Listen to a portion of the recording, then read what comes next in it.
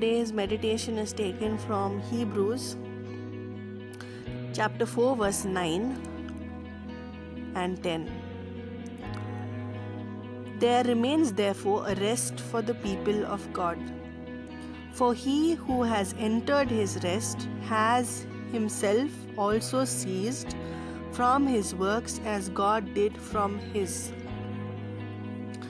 So here God speaks about a rest where his people can enter a place of rest in God, and it is a promise from God. Entering into his rest is a promise from God. Who people enter into his rest are people who believe in him, people who believe in the finished work of Christ, people who believe in Christ, people who believe and have faith and trust in Christ.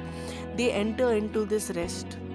However, people who have unbelief do not enter into the rest of God because of their unbelief. Unbelief could be because they do not believe in Christ. Unbelief could be they know Christ but they do not trust in Christ. Or there could be that they are just trying to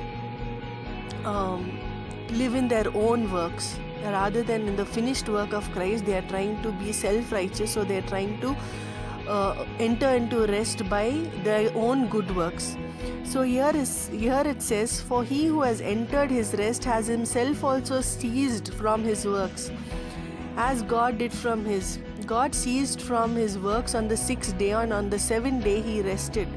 So when a person enters into the rest of God, he ceases from his own working of righteousness. We are not righteous in our own works. However, our righteousness comes from God, and it's God who makes us righteous. It is God who makes us, who justifies us.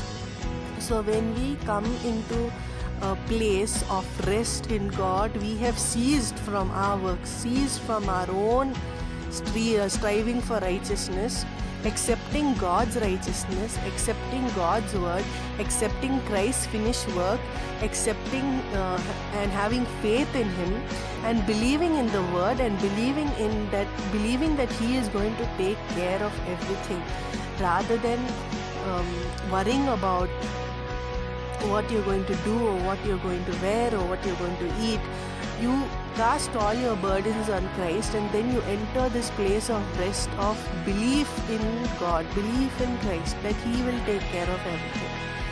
So here we see that the Israelites, they did not enter into this place of rest of God because of their unbelief.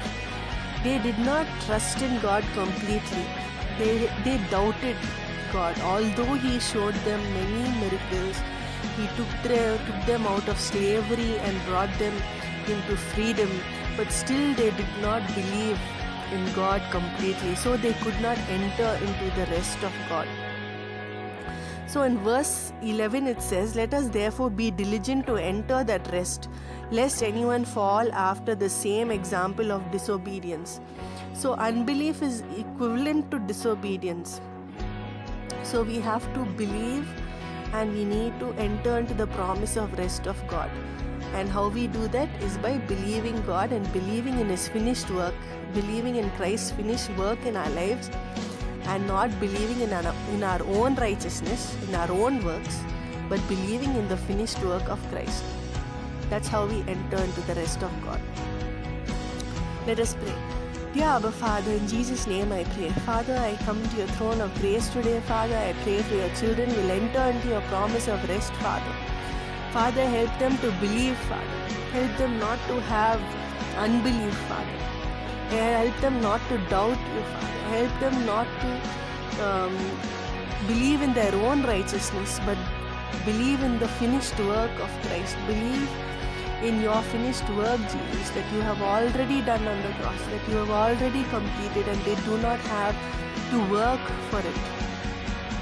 I pray that your children will enter your rest, Father, and they will be at peace, and you will guard them, Father. Guard their hearts and minds, Father, in Christ Jesus I pray. And let your goodness and mercy follow them all the days of their life. In Jesus' name I pray.